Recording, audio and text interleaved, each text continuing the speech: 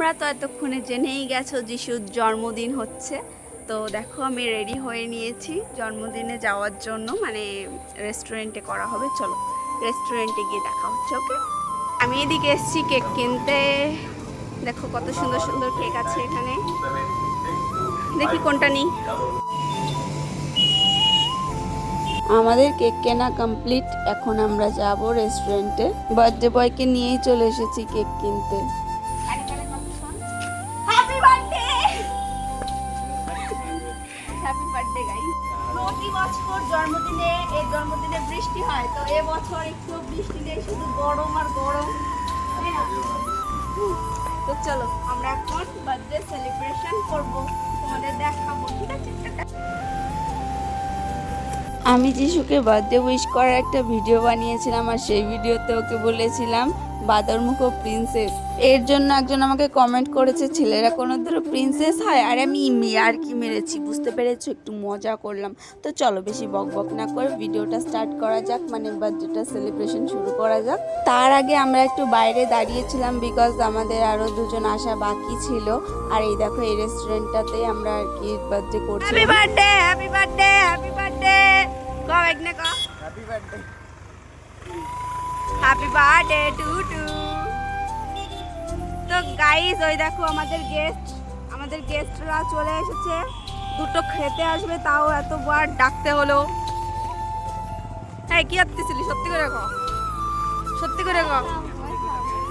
বাইরে একটু মজা করে তারপরে আমরা আর কি ভেতরে চলে যাচ্ছিলাম, আর ভেতরে গিয়ে আমাদের বার্থডে স্টার্ট করে দিলাম, মানে সেলিব্রেশন।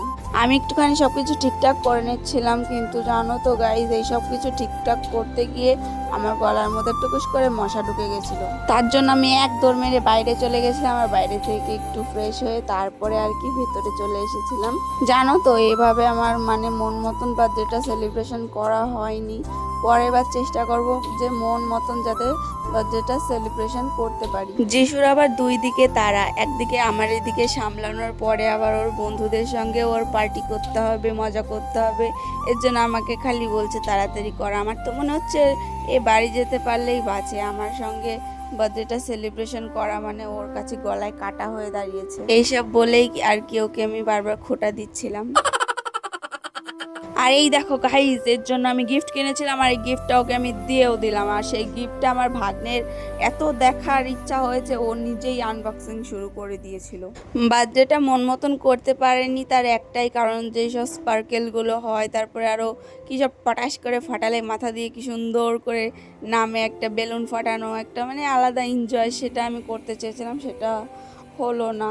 পরের বছর চেষ্টা করব ওইভাবে আমি বার্থডে সেলিব্রেশন করতে। বার্থডে কেকটা কিন্তু খুব সুন্দর ছিল খেতে।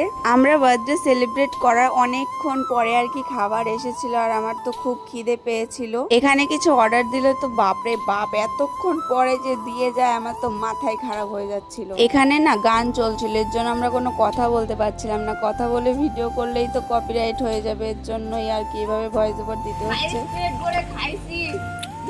কোনো ভিডিও করেছি, কথা বলতে পারিনি, গান চলছিল জোরে, পেট এত ভরে গেছে কথা বলতে পারছি না। Happy birthday. তো গাইস আজকে ভিডিও এখানে শেষ, টাটা গাইস।